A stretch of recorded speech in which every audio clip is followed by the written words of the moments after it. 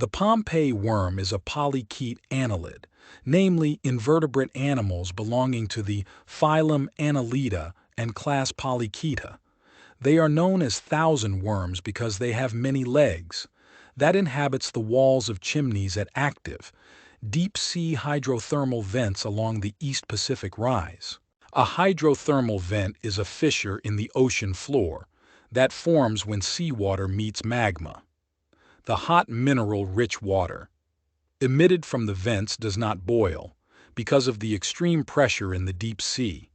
Pompeii worms are incredibly heat-tolerant. They build white tubes to live inside that are open at both ends. A worm stays in its tube for its whole life.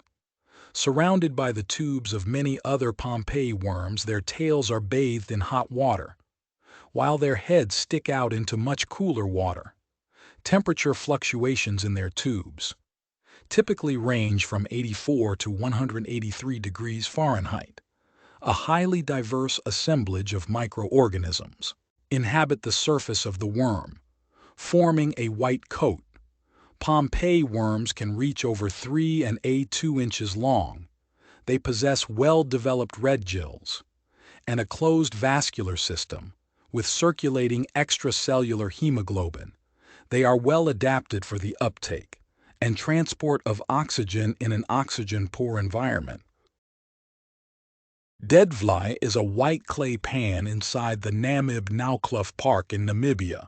The remaining skeletons of the camel thorn trees, which are believed to have died 700 years ago, are now black because the intense sun has scorched them, though not petrified.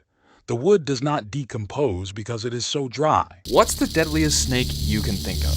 One step at a time, gotta be very careful with a snake like this. What if I told you that waiting in the South American jungle was a pit viper that put everything else to shame? When you think of South America, your mind probably immediately jumps to the jungles of the tropics. Dense vegetation and the strangest creatures ever. But, like with every corner of the globe, human civilization has taken root. Even on one of the wildest continents on the planet, people are thriving. And this means that there's bound to be conflict. All of these creatures tend to live out their lives unseen for the most part by people, as if they're part of a parallel dimension that runs alongside ours. Secret world crosses over into ours without my help.